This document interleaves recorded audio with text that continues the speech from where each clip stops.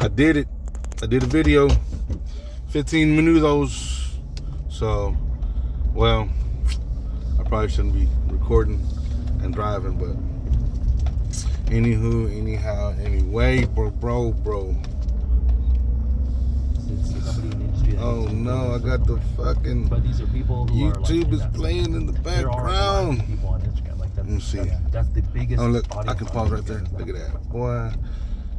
I can pause on the screen right there. Not even using my phone. All right. Well, it's Christmas Eve, and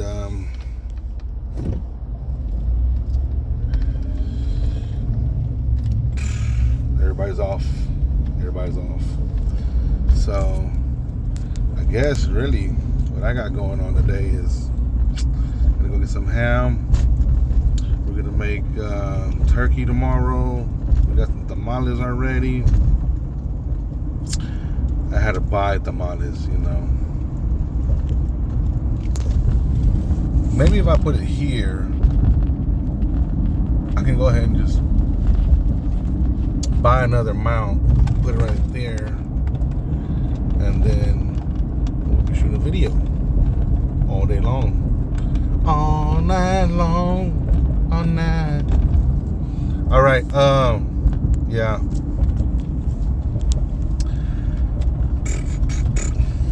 Back to the video.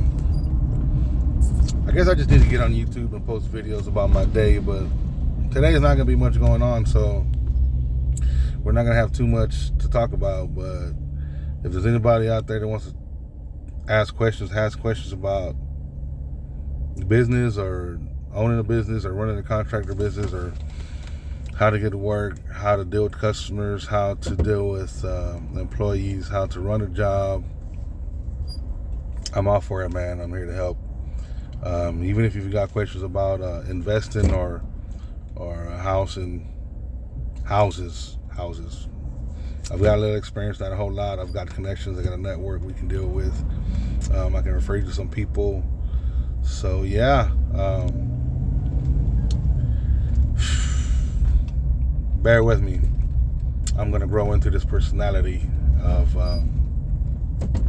YouTube and shooting videos and sharing information and sharing my life and my experience and knowledge and everything I got going on. But for now, it's just me and you. And let's see how this goes, where it goes. If I can get anybody to like my content that I'm going to be creating. I'm not going to tell anybody, right?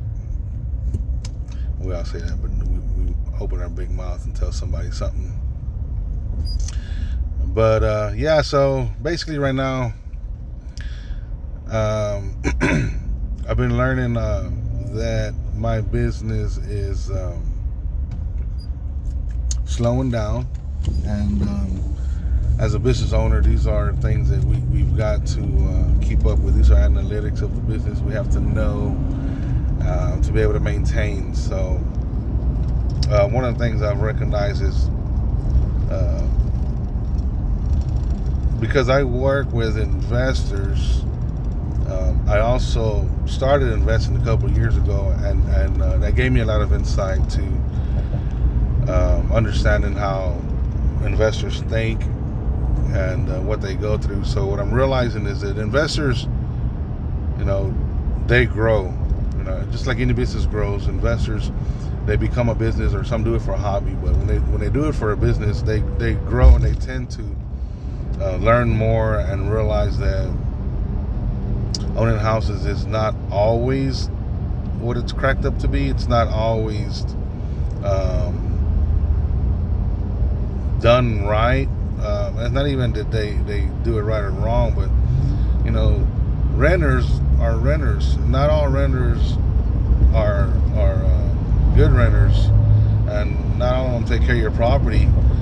And what happens if you don't have a good management company helping you get good tenants in there, or a good realtor helping you get tenants screened?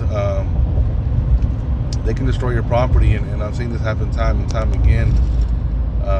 And some of these investors wind up losing their butts, and so that's going to be one of the factors, right? There's a bunch of different factors that I've been losing customers, and I guess I can go back to giving you guys a little more in depth on my structure of my business for customers. So what I've done is structured it so that I work with investors because they give you repetitive business, and when you have that, you eventually get to a point to where you don't necessarily have to market, because your company can be stable and you can make money. I got to the point where I made about $1 million a year in sales. I'm the only sales guy, right? But still, I got to about $1 million in sales, and right now we're at around 800,000. And I don't want to say COVID had a big factor in it stopping, but so I'm not going to. But I do believe that there are other factors, and I'm gonna get back to that. Some investors, they just go out of business and they have to sell their properties and put it up for sale and take a loss. Some investors, they can do it, they can handle it. They want to inject a lot more cash because they'll have more properties to offset the cost. But over time, they're losing equity value. And I mean they're losing equity value because the money they're using today is going to be compensated by the equity of tomorrow. So they're losing equity value. And then, the market is another thing. It's hard to sell right now, so they're not getting exactly what they anticipated when they decide to sell.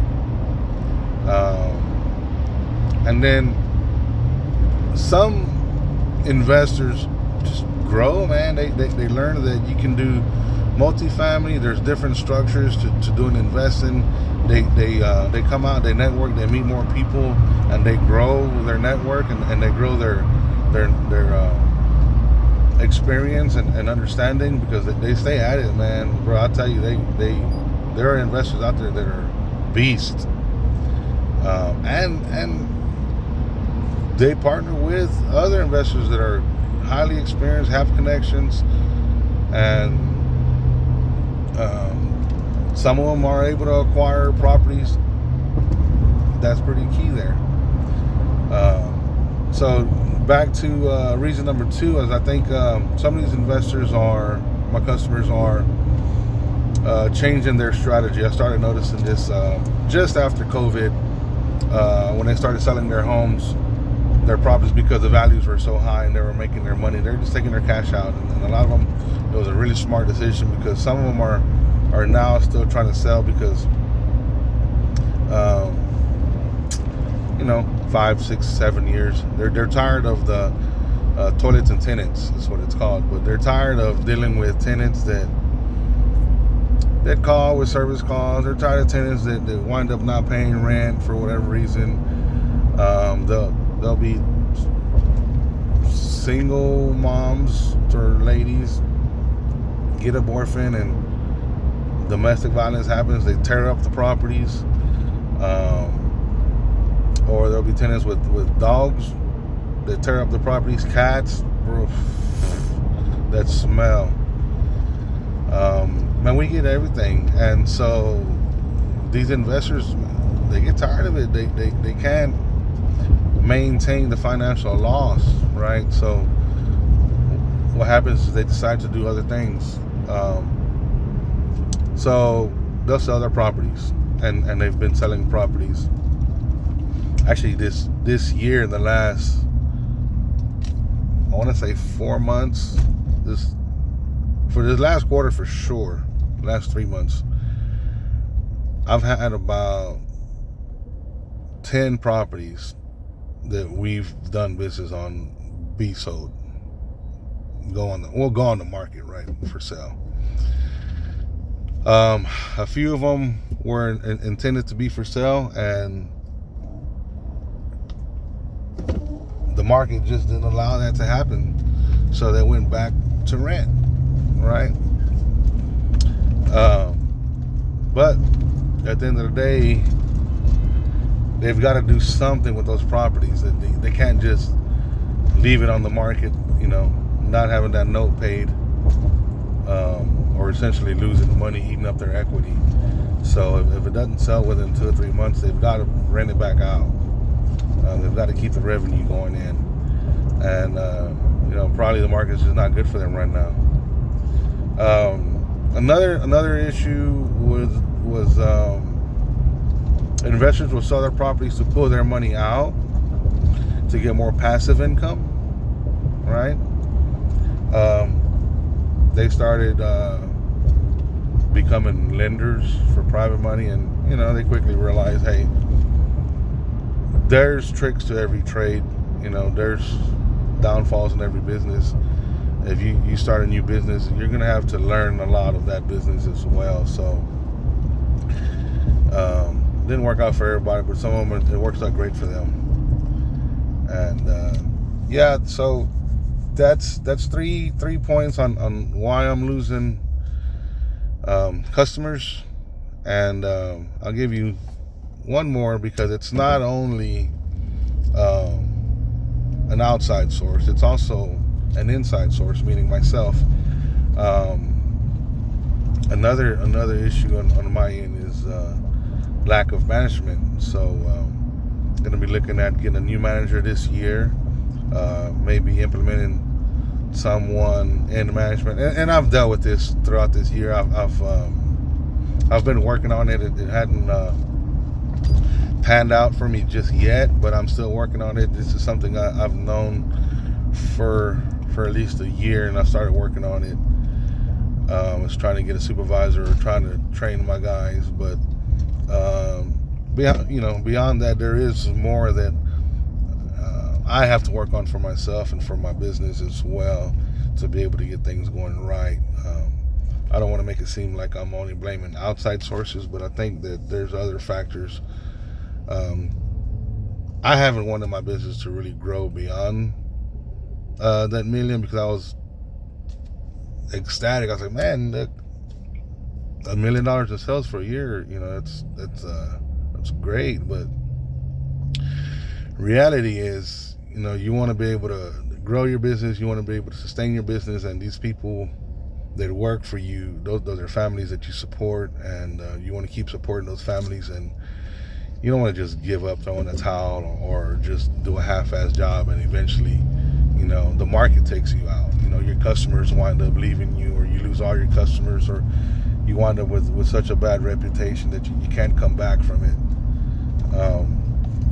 That's not something I'm going to allow to happen.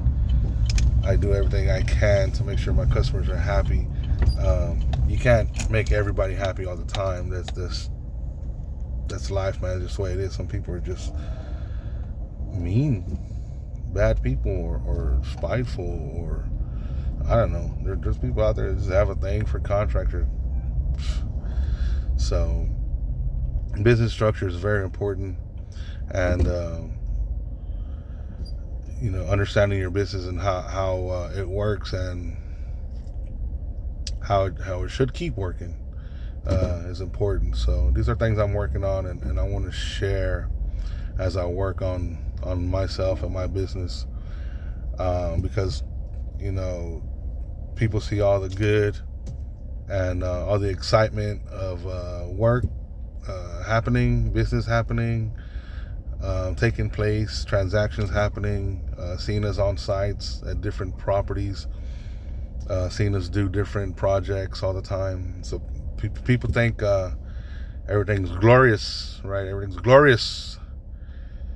So I just want to share some of the negative aspects, some of the negative sides, some of the downsides behind the scenes that no one really gets to see, because it's none of your business. But today we're going to make it your business, right? So if you think this is going to be something that can help you in your business, you know, or maybe these are factors that, you know, you have a handyman business or a construction business, or you're a painter or electrician, and you work with investors. Look, man, not all investors are bad. Believe me, not all investors are bad people. Some of these investors, they love you, they respect you, and they understand that you have to make a living, and they understand you own a business. But, you know, a lot of contractors are giving you a bad name, so just do them right. There's investors that you got to weed through these guys, man. You got to weed them out. Not all investors are good, but not all of them are bad either. So give them the benefit of the doubt. Give them an estimate. You know, I'll tell you now. If you're an investor and someone ghosted you after they gave you an estimate, well, maybe you said something wrong, you know, because you have to respect these businesses as well.